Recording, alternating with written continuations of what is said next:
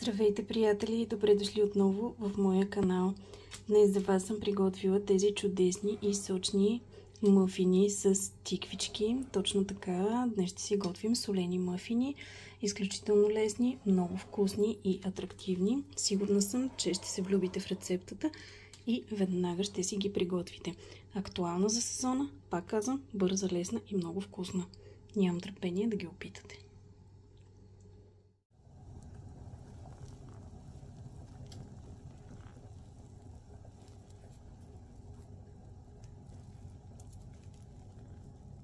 Ето и всички необходими продукти, които ви трябват, за да си приготвите тази рецепта. Започваме с брашно, кисело мляко, настъргана тиквичка, настърган чедър, 2 яйца, малко настърган нарязан ситно лук и подправки, сол, черен пипер и малко бак пулвър. Количествата ще бъдат подробно показани в описанието под видеото. Започваме с подготовката на продуктите.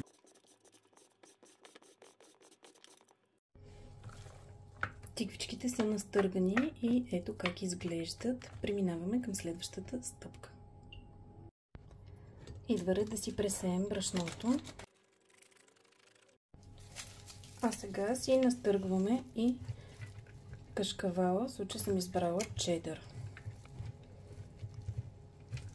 Вие може да сложите някакъв друг кашкавал и дори и комбинация с сирене.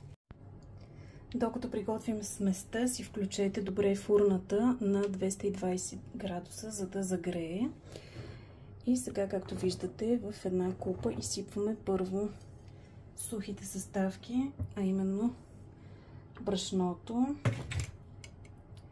бак пулвера. Прибавяме си още солта и черния пипер. Разбира се, разбъркваме. След което към сухите съставки прибавяме брашното и отново прибавяме чедъра, извинявам се, и отново разбъркваме добре.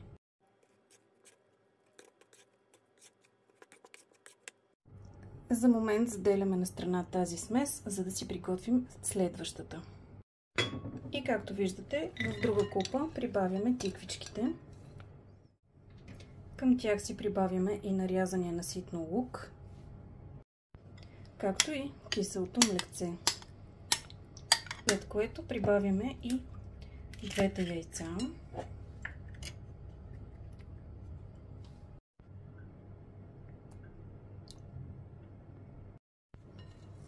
И разбъркваме.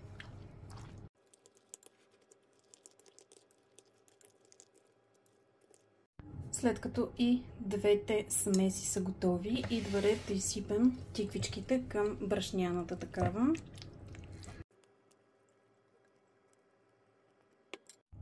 Разбира се, няма как без да разбъркаме добре и да смесим всички съставки, така че да имаме еднаква част навсякъде.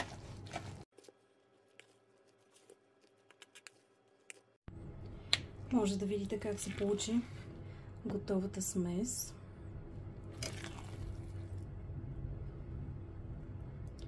А сега идва ред да разсипем по формичките. Предварително съм намазала ръбчетата с малко олио и сега слагам и формичките. Готова съм и сега идва ред да разсипя по всички формички, като гледам да е горе-долу равномерно.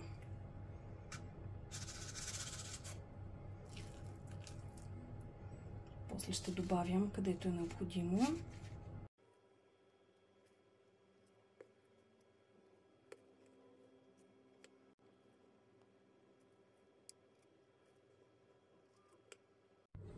Готови са, формичките са изпълнени. Вкарвам ги във фурната и печем до готовност. Мъфините са готови. Вижте колко прекрасно изглеждат. Уха, е невероятно, но още са твърде горещи, за да ги извадя. Така че това беше всичко от мен за днес. Надявам се, че рецептата ви е харесала и ще си я приготвите и вие. Не забравяйте, разбира се, да се абонирате за канала, да харесате, коментирате видеото. Всичко това е много важно за мен.